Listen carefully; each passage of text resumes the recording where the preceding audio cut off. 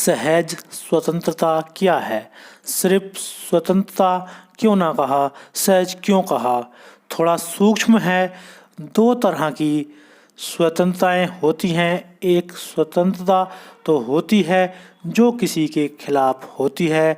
जब स्वतंत्रता किसी के खिलाफ होती है तो वो स्वेच्छा हो जाती है, वह वास्तविक स्वतंत्रता नहीं है। तब तुम विपरीत चलने लगते हो। जैसे बुद्धि कहती है क्रोध करो, तो अगर तुम उल्टा चलने लगो कि बुद्धि कहती है क्रोध करो, तो हम क्रोध तो नहीं करेंगे, हम क्षमा करेंगे। बुद्धि कहती है मार डालो इसको, तुम कहते हो हम मारेंगे तो नहीं, अपनी गर्दन इसके सामने रख देंगे कि तुम मुझे मार डालो। बुद्धि जो कहे उससे विपरीत हम करेंगे। जैसा कि आमतौर से साधु करते हैं। बुद्धि कहती है चलो स्त्री को खोजो, साधु जंगल की तरफ भागते हैं। बुद्धि कहती है चलो धन को खोजो, साधु धन को छूते नहीं, धन छू जाए तो सांप बिच्छू मालूम पड़ता है। बुद्धि कहती है आराम करो, विश्राम करो, साधु धूप में खड़ा हो जाता है, कांटों की सैया बना लेता है। ये सच्ची स्वतंत्रता नहीं है, क्योंकि जिसके तुम विपरीत जा रहे हो अभी भी तुम उसी की सुन रहे हो। मालिक वह अभी भी है, इसे थोड़ा समझो। यह थोड़ा जटिल है, क्योंकि तुम्हारी लड़ाई सिर्फ अगर तुम मालिक हो गए तो लड़ाई खत्म हो जाती है। गुलाम गुलाम है, उससे क्या लड़ना? तुम्हारे घर में कोई गुलाम है और वह मालिक हो गया है। वह तुमसे कहता है कि नीचे बैठो तो तुम नीचे बैठते हो, वह तुमसे कहता है खड़े हो जाओ तो तुम खड़े हो जाते हो।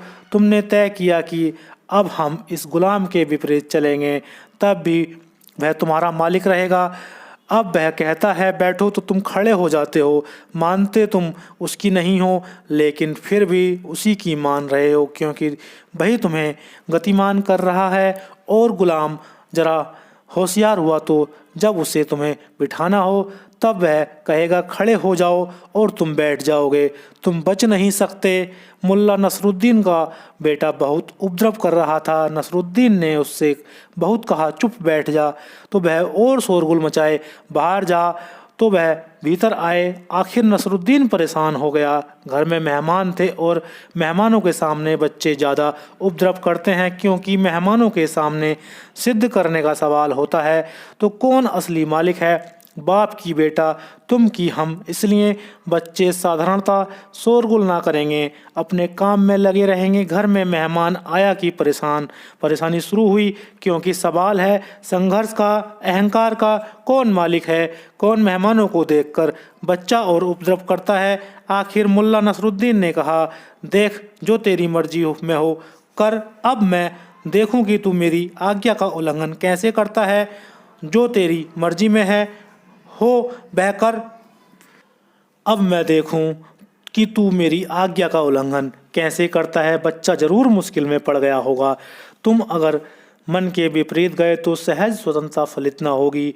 एक स्वतंत्रता फलित होगी जो स्वतंत्रता नहीं है, भागवत है, विद्रोह है। लेकिन जिससे हम विद्रोह करते हैं उसमें हम बंधे रहते हैं, जिससे हम लड़ते हैं उससे हमारा संबंध जुड़ा रहता है। मालिक हम अभी भी नहीं हैं, अभी भी इशारा वहीं से आता है। अब हम विपरीत करते हैं लेकिन इशारा वहीं से आता है। तो तुम ब्रह्मचार्य साधो, लेकिन इससे कोई फर्क नहीं पड़ता, क्योंकि तुम्हारा ब्रह्मचार्य सिर्फ बगावत है, वह सहज नहीं। काम वासना मन कह रहा था, तुमने कहा हम लड़ेंगे, यह लड़ाई है। लड़ाई गुलाम से कोई करता है क्या?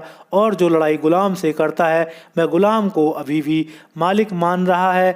लड़ाई मालिक से होती है, गुलाम से क्या लड़ाई का सवाल। इसलिए तुम्हारे साधु चाहें तुमसे विपरीत हों, तुमसे भिन्न नहीं हैं, तुम्हारे साधु उल्टे जा रहे हैं, लेकिन जहाँ तक मन की मालकियत का सवाल है रत्ती भर फर्क नहीं है। सहज स्वतंत्रता बिल्कुल और बात है। सहज स्वतंत्रता का अर्थ ही यह है कि मैं मालिक हूँ।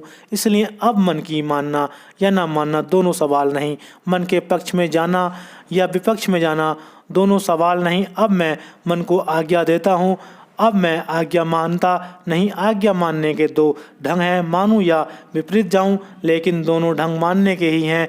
बुद्धि जब मालिक हो जाती है तो उसकी मालकियत दो तरह की हो सकती है, नकारात्मक और विधायक। तुम चाहो गृहस्थ हो सकते हो, तुम चाहो साधु हो सकते हो, लेकिन फर्क ना पड़ेगा।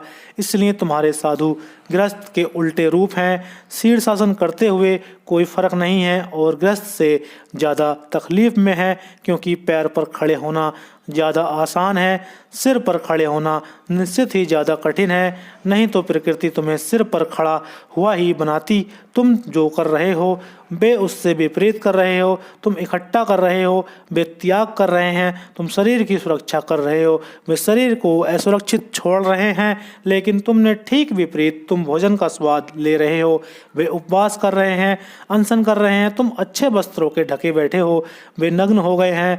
यह सहज स्वतंत्रता नहीं है, यह स्थिति तनाव की है, इसमें सहजता नहीं है। इसलिए यह सूत्र कहता है कि बुद्धि के वश में होने से सतत्व की सिद्धि होती है, क्षिप्ता साथ सतत्व सिद्धि, और इससे सहज स्वतंत्रता फलित होता है।